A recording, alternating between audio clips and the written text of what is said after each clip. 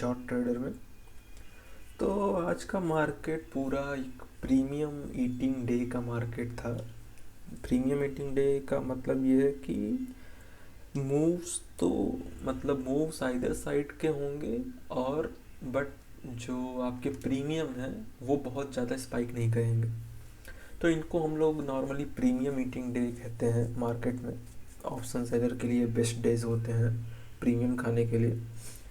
तो आज आप कह सकते हैं कि एक तरह से स्कैम हुआ है ऑप्शन बायर्स के साथ। मैं चल के दिखाऊंगा अभी कि क्या हुआ है मेनली। क्योंकि आप देखे होंगे कि आज बहुत निफ्टी बैंक निफ्टी, खास करके बैंक निफ्टी आज 1% के ऊपर पॉजिटिव था। लेकिन मैं आपको ऑप्शन चेन दिखाऊंगा कि कितने ऑप्शंस के प्रीमियम बढ़े हैं, वो सब बातें होंगी। पहले उसके पहले कुछ ग्लोबल मार्केट्स और न्यूज़ की बात कर लेते हैं। तो जैसे कि आपको पता ही है कि ट्रम्प ने बोला है कि क्योंकि इंडिया हमारे प्रोडक्ट्स पे बहुत ज़्यादा इंपोर्ट ड्यूटीज़ लगा रहा है, तो दे डिज़र्व द सेम। तो ट्रम्प का भी ये प्लान है कि जो भी एक्सपोर्ट इंडिया करेगा यूएस में, उस पे इंपोर्ट ड्यूटी ज़्यादा लगेगा। तो ये कंपनीज, खास करके ऑटो कंपनीज या अदर कंपनीज के ऊपर एक नेगेटिव इम्पैक्ट डालेगा, क्योंकि अब उनको उस प्राइस पॉइंट पे compete करने के लिए अभी काफ़ी डिफ़िकल्टीज का सामना करना पड़ेगा। तो देखते हैं क्या होता है। अभी आने दीजिए दिसंबर के बाद ट्रम्प भाई को, फिर देखते हैं कि क्या हो सकता है। आइए चलते हैं, पहले अभी गिफ्ट निफ्टी को देख लेते हैं कि गिफ्ट निफ्टी कैसा है। तो बाज़ार बंद होने के बाद गिफ्ट निफ्टी थोड़ा सा पॉजिटिव गया था, उसके बाद फिर वो नेगेटिव आया है। तो देखना होगा कि कल कहाँ खुलता है। तो आज मैं आपको एक चीज़ बताऊंगा कि क्या एक्सपेक्ट करना चाहिए जब ऑप्शन के प्रीमियम लो हों। जैसे कि अभी ऑप्शन के प्रीमियम्स बहुत लो हैं, तो उसमें मार्केट में क्या आपको एक्सपेक्ट करना चाहिए कि क्या हो सकता है, वो हम देखेंगे। तो पहले ये देख लेते हैं कि क्या हुआ है आज की। कल एक शार्प कैंडल बनी थी। तो फिर उसके कल मतलब लास्ट वर्किंग डे जो मार्केट का था, तो फ्राइडे को। तो आज मार्केट खुला और एक इनसाइड कैंडल का फॉर्मेशन हुआ है, जैसा कि आप देख सकते हैं कि ये इनसाइड कैंडल किसको बोलते हैं कि एक बड़ी कैंडल हो और फॉलोड बाय जो कैंडल हो वो इस कैंडल के बॉडी के बीच में हो। तो जैसा कि आप ये कैंडल देख सकते हैं, ये प्रीवियस कैंडल के बॉडी से बीच में है। तो इसको हम लोग एक इनसाइड कैंडल बोलते हैं। तो जनरली इनसाइड कैंडल का कॉन्सेप्ट क्या रहता है कि अगर आने वाला कैंडल ये रेंज को ऊपर या नीचे ब्रेक करता है, तो एक शार्प मूव दे सकता है। अगर ये ऊपर क्रॉस करता है तो ये फिर से ही अपने 20 EMA को टच करने के लिए जा सकता है, या तो नीचे क्रॉस करेगा तो फिर ये एक ब्रेक डाउन ही है। फिर तो भगवान ही मालिक है क्या होगा। तो एक और एग्जांपल का है इनसाइड कैंडल का, आप देख सकते हैं कि ये एक बड़ी कैंडल, ये आप कह सकते हैं ये एक बड़ी कैंडल बनी थी। फिर उसी के अंदर एक इनसाइड कैंडल बनी और फिर उस इनसाइड कैंडल का ब्रेक डाउन आया। तो देखिए कितना शार्प मूव है। तो ये है इनसाइड कैंडल, जिसको हम लोग फिर से एक इनसाइड कैंडल बनाए तो देखते हैं कि इसका ब्रेक डाउन किस तरफ होगा। तो कल पता चलेगा। लेकिन एक्सपेक्टेशंस तो अभी यही हैं कि मैं भी ऑप्शन डेटा में दिखाऊंगा कि प्रीमियम्स बहुत लो चल रहे हैं। तो जनरली क्या देखा गया है कि अगर ऑप्शंस के प्रीमियम लो हैं तो मार्केट साइडवेज चला जाता है, मतलब ये इसी रेंज में घूमने चला जाता है। ये पास्ट के डेटा हैं वो बोलते हैं। तो मोस्टली अभी एक्सपेक्टेशंस तो यही हैं कि मार्केट कल साइडवेज रहेगा। बहुत ज़्यादा वॉलेटाइल रहने की उम्मीद नहीं है। और वैसे भी अब मार्केट न्यू ईयर तक या न्यू ईयर के पहले हफ्ते तक साइडवेज ही रहना है, क्योंकि FIS का ज़्यादा पार्टिसिपेशन होगा नहीं, लोग छुट्टी पे गए हैं, तो ज़्यादा कुछ देखने को मार्केट में मिलेगा नहीं। बट अगर ये मार्केट इसको ब्रेक डाउन करता है, ये अराउंड 630 या 640 के लेवल को, और ये इधर अप्रोच करता है, तो फिर देखना है कि ये यहाँ पे होल्ड करता है कि नहीं। अगर यहाँ से यू टर्न ले रहा है तो फिर से मार्केट फिर जिगजैग ही रहेगा, बट इसको अगर ब्रेक करता है तो मार्केट में शार्प ब्रेकडाउन हो सकता है, देखना इंटरेस्टिंग रहेगा। ठीक है, तो फिर आते हैं कि ऑप्शन डेटा, जैसे मैंने कि बोला था कि मैं आपको दिखाऊंगा, तो चलिए ऑप्शन डेटा देख लेते हैं एक बार।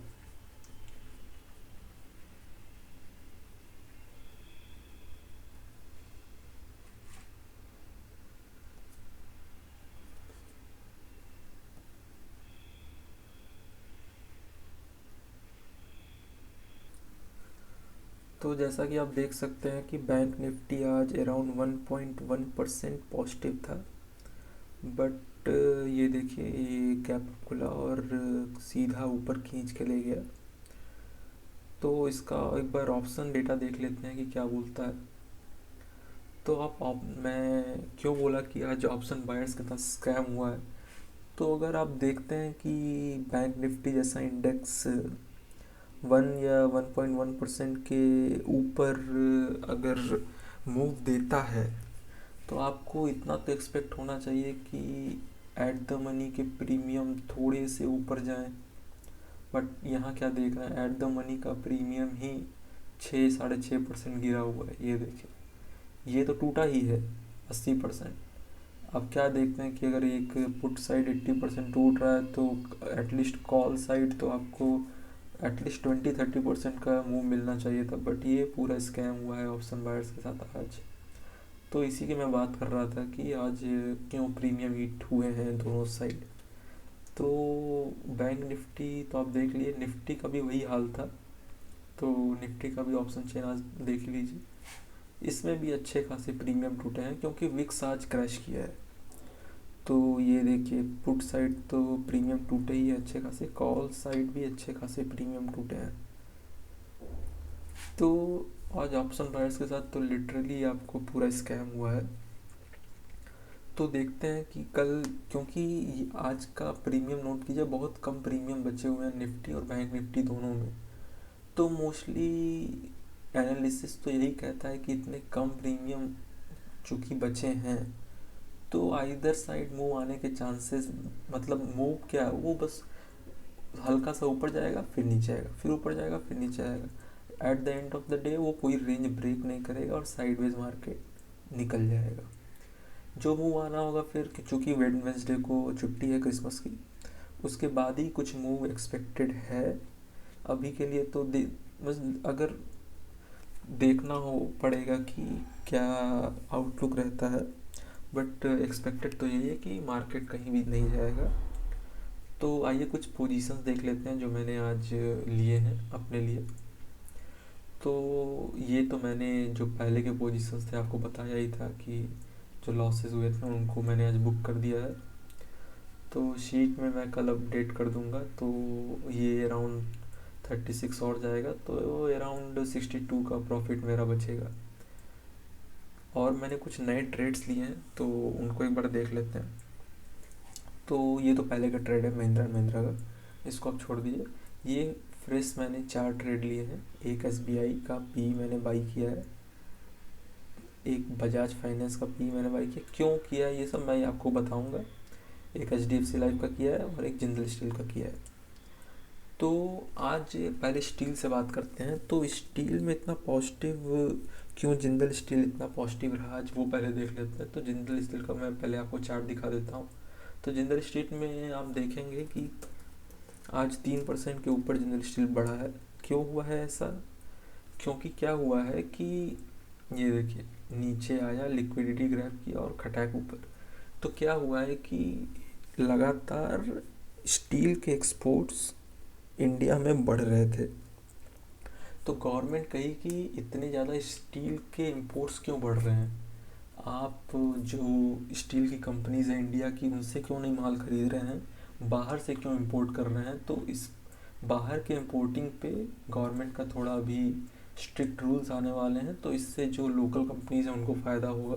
इसलिए आज सारे SAIL, Jindal steel, JSW steel, जितने भी स्टील के स्टॉक्स थे, कई मेटल के स्टॉक्स थे, वो आज पॉजिटिव थे इन्हीं कारण की वजह से। तो चूंकि ये अपने रेजिस्टेंस लेवल के पास है, 20 MA का रेजिस्टेंस ले रहा है, तो इसलिए मैंने आज इसको शॉर्ट किया है, इसका सी शॉर्ट किया है। और HDFC लाइफ मैंने इसलिए इसका पी बाई किया है क्योंकि मैं इसमें ऑब्वियसली बियरिश हूँ। क्यों बियरिश हूँ? क्योंकि आपको पता है कि गवर्नमेंट ऑफ इंडिया 18% GST लागू कर दी है इंश्योरेंस पे। तो चूँकि 80 ये नेगेटिव है इंश्योरेंस कंपनीज़ के लिए, तो इसलिए मैंने इसको शॉर्ट किया है। क्योंकि ये अभी कुछ लाइफ इंश्योरेंस वाले जितने भी कंपनीज़ हैं वो थोड़े प्रेशर में रहेंगे।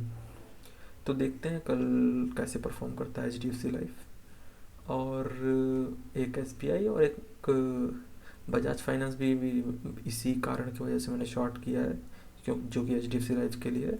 और एक SBI इंडिया मैंने शॉर्ट किया है। तो इसमें तो प्रॉफिट था, लेकिन मैंने कहा कि ठीक है ओवर द नाइट होल्ड करता हूँ, क्या पता गैप डाउन खुले तो थोड़ा और प्रॉफिट हो जाए इसमें। ठीक है, तो इसको एक बार एनालाइज कर लेते हैं कि कैसा रहेगा, कि कितना परसेंटेज गिरने पे कैसा चीज़ रहेगा। तो बजाज फाइनेंस आप देख सकते हैं कि कल अगर ये ½ % या 1% के आसपास गिरता है तो मेरे को 10,000 का प्रॉफिट होगा, और मैं 9,000 से 10,000 के बीच में चाहूँगा इसमें प्रॉफिट बुक करना। देखते हैं कल कैसा रहता है।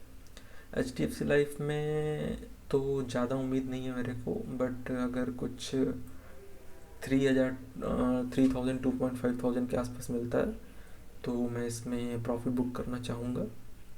जिंदल स्टील देखते हैं, अगर चूँकि एक अच्छा पैटर्न बनाया है जिंदल स्टील, नीचे से पूरा एक बुलिश हैमर बनाया है, तो सारे लोग इधर बुलिश रहेंगे, तो हो सकता हो कि ये गैप अप भी खुले। तो अगर ये मेरा स्टॉप लॉस लेके जाता है तो मैं इसको बुक आउट कर दूंगा जिंदल स्टील को।